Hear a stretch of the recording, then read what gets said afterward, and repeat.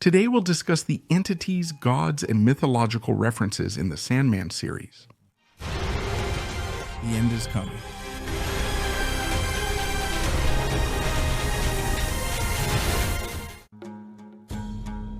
The protagonist, Dream, is inspired by two mythological creatures, making him the most obvious reference in the story. Dream in the Detective Comics universe is one of the Endless, who are 7 beings older than the gods themselves, and are actually even considered concepts. He was the personification, as well as the lord of all dreams and reality. Among his various names, there are Morpheus and Oneros, which are 2 names from Roman and Greek mythology. In the case of Morpheus, it's more connected to Roman mythology because, to the surprise of many people, including myself, Morpheus doesn't exist in Greek mythology, or at least is never mentioned. The only source for Morpheus is Ovid's Metamorphoses, a Roman poet, who mentions the following about Ze Kuxilo. Father Somenos, or Somen, chose among his children, his thousands of children, one who stood out for his skill in imitating the human form, Morpheus is his name, and no one can represent with more cunning the features, the walk, and the speech of men, their usual clothes, and their way of speaking. He mirrors only men. Another shapes beasts, birds, and long, slithering serpents. The gods call him Ikelos. Down here, the tribe of mortals calls him Phobator. Phantassos, a third, excels in a different art. He takes on the deceptive forms of the earth, rocks, water, and trees, lifeless things. At night, ghostly features of kings and chiefs are displayed. Other dreams will wander among the people, haunting the common folk. The old god passed by all these dream brothers and chose Morpheus alone to carry out the orders of Talmantius. Then, in sweet drowsiness, on his high bed he laid down his head to sleep. If you want to get the Sandman comics, which present the story differently and continue beyond the series, check out the pinned comment for a promotional offer. If you want headphones, I'll leave it there too. Also, join my Discord, like, comment, share, and subscribe to help me out, okay? In mythology, these dream spirits are also known as daimones. That's their true name. He forms the Oneros, the spirits of dreams. Morpheus is their leader. He appears in kings' dreams as a messenger of the absent gods, taking the form of their loved ones. The others include Ikelos, who can manifest in the mortal realm as various monsters and beasts personifying nightmares. Finally, Phantassos manifested in dreams as lifeless things, assuming misleading forms of earth, rocks, liquids, and more, according to the text. In Greek mythology, these beings are children of Nyx, while in Roman mythology they are Isomenos, or Hypnos' children. The sand prominent in the series is not related to the mythological Morpheus, but rather to the legend of Sandman himself. Or João Pestana, a much cooler Portuguese name. This is a character originating from European folklore who is said to be responsible for bringing dreams to children at night while they sleep. That would also explain that little bit of sand in the corner of your eye when you wake up. Sandman throws this sand into people's eyes, which makes them rest peacefully. And this sand is kept in Sandman's hand. But the dreams that children have depend on their behavior. For example, a rebellious child would have nightmares. Those who are more obedient and well-behaved have good dreams. Sandman was depicted as an old man, unlike the younger portrayal in the series. While Cain and Abel are also present in Sandman, the same ones from the Bible, or at least they apparently are the ones from the Bible. They live in the dreaming. Now, as for the reason they're there, I have no idea since the series doesn't explain it. But if anyone out there is willing to explain it in the comments, I would really appreciate it. Well, they show up in the first season right after Morpheus gets out of that bubble where he was naked, and he needed to recover his powers after losing his relics. And for that, he needs to seek power in something he created.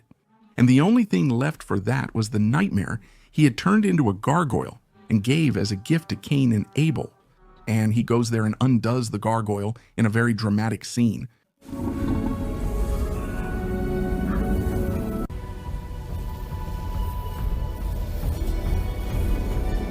And then at the end, when Morpheus is leaving, Abel waves goodbye to him and Cain ends up killing him out of nowhere.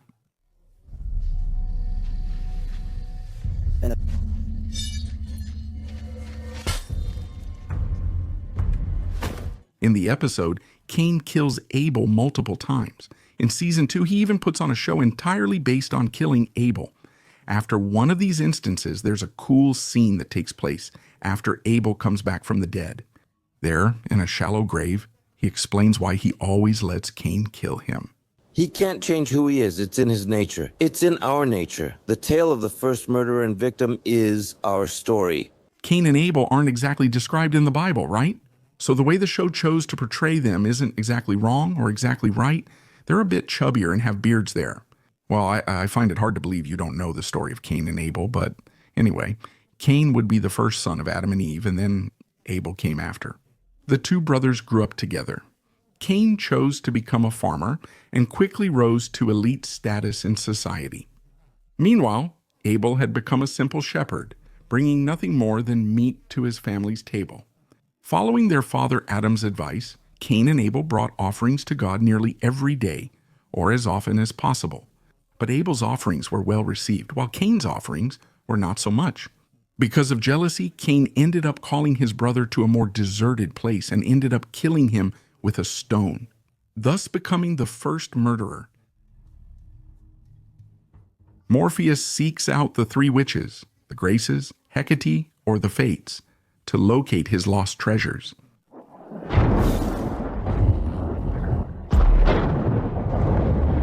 And they appear several other times throughout the series. They even appear to Destiny, to Orpheus, and even to Rose. These three, who can also be called the benevolent ones, are a trio of goddesses made up of a maiden, a mother, and a crone.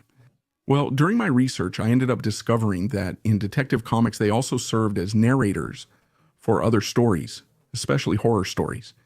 But in Sandman, they are connected to the archetype of the triple goddess. And as the name itself says, they end up splitting into three figures and can take on many different forms. The name of each one of them may end up changing, but they are always connected and are always the same entity. Among their various names are the Parkas, also known as the Moirai, who are the goddesses of fate in Greek and Norse mythology. There are the three sisters, the Erinyes or Furies, which would be their vengeful side, pursuing those who break oaths and commit parricide, matricide, and other types of crimes out there. They would be relentless and can even cause madness. All the names they end up using have references to mythology, fate, and prophecy. For instance, Morrigan was the Celtic goddess of prophecy, war, and death, while the Moirai were the Greek ladies of fate. The Parcae are the equivalent of the Fates in Roman mythology. The Norns would be the ladies of fate in Norse mythology. Hecate would be the Greek goddess of witchcraft, crossroads, and fate. The names Furies and Erinyes are the goddesses of the underworld who work for Hades and end up punishing those who break oaths. The Charities, or Graces, are three goddesses of grace, beauty, adornment, joy, celebration, dance, and music. As they take the form of mythological beings, analyzing their appearance is impossible.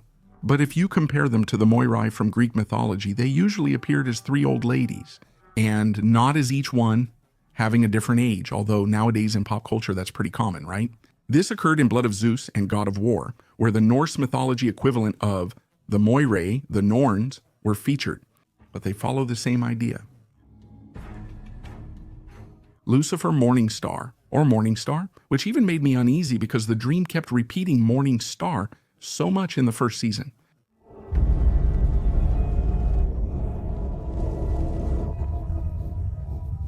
And from what I understand, he has a story very similar to the Christian Lucifer. According to the series itself, he was an angel before the fall, the most beautiful of all. But he rebelled in heaven and was cast into hell, becoming its lord. Before, he was called Samael, and according to Lucifer himself, even though he rebelled, it was all part of God's plan. He needed hell to exist, and if Samael didn't do it, another angel would. Dream encounters Lucifer while seeking his helmet, which was possessed by a demon from hell. That demon was Corozón, who exists in demonology.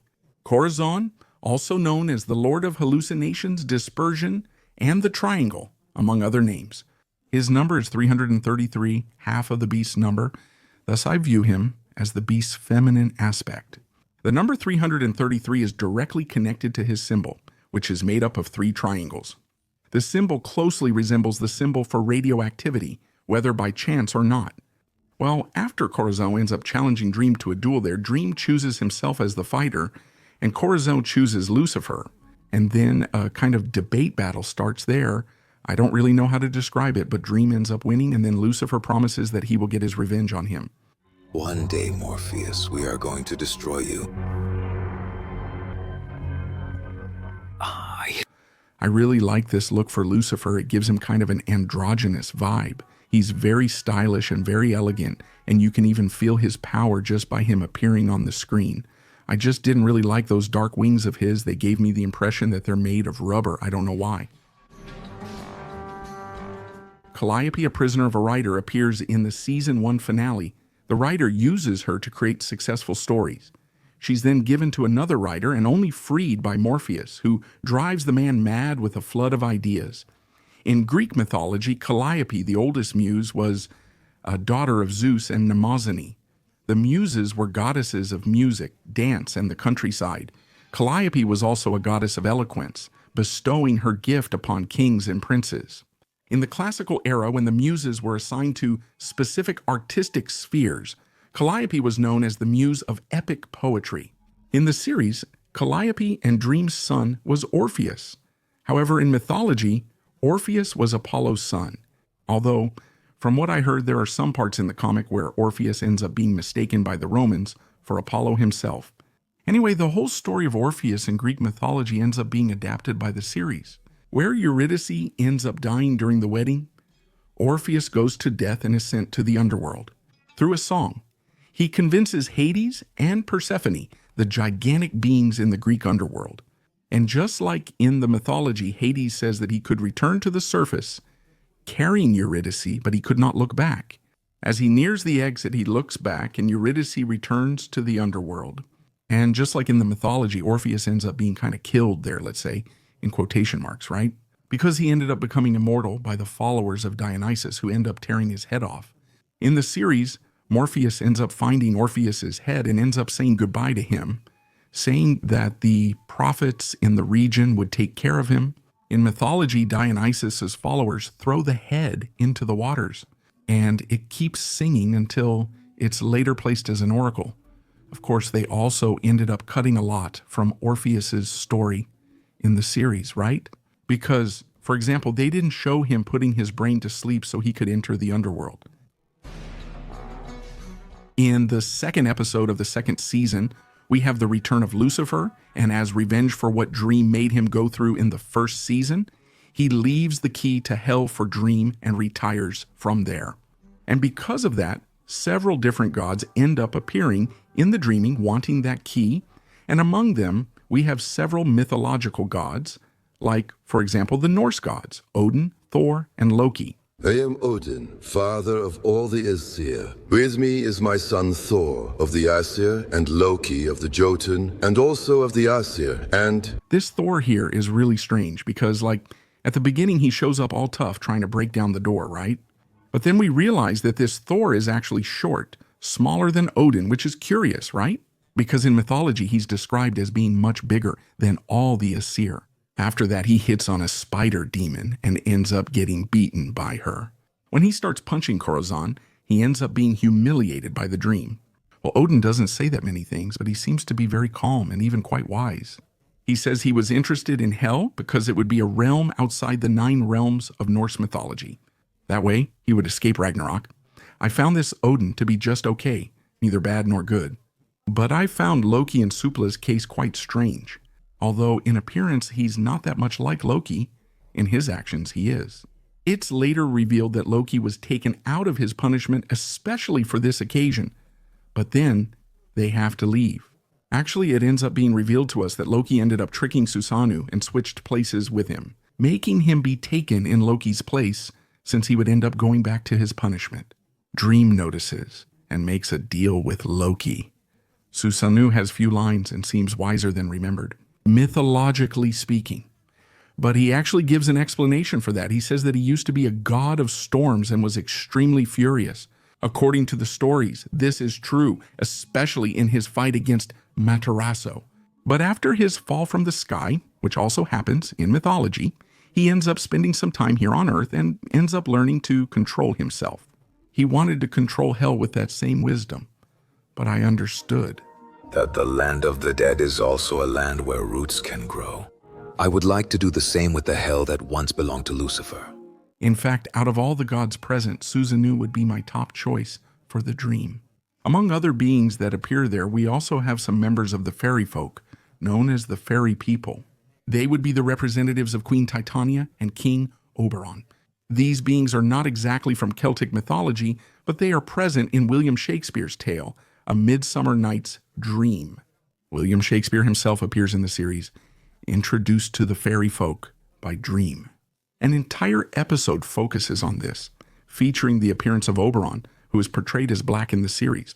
But the original story lacked a clear description of Diomenebro, so it's fine. We also have Titania, and we have Puck, who would be a trickster, right? A mischievous elf. In the series, he appears more mature, but in the story he seemed younger and more mischievous, like a boy or teenager. It's fascinating to see Puck tricking the actor playing his role in Shakespeare's play and taking on the part himself. There are also two angels from heaven who show up to see how Dream would choose the new representative of hell. They are Ramiel, who also exists in angelology as the angel of hope, the archangel of hope, and Duma, who would be a more rabbinic angel, let's say, right? He would be the one who watches over the dead. And finally, we have Azazel, who would be one of the representatives of the 7 deadly sins, according to the church, being the angel of wrath, the one who led humans to war and to weapons. In the series, he is portrayed as a fallen angel who serves as a general under Lucifer. And his original form, even though it has absolutely nothing to do with that of a fallen angel, is really cool because he appears as almost a legion of demons, right? He has several heads. Now, talking about the Endless themselves, I'm just going to briefly go over them because actually they're quite original, okay? They don't exist in mythology, although they do have some inspirations. Well, starting with Destiny, who would be the oldest of them. He wears a hood that covers his face. Destiny's realm is called the Garden of Forking Paths, and it's a labyrinth that represents the journey of life.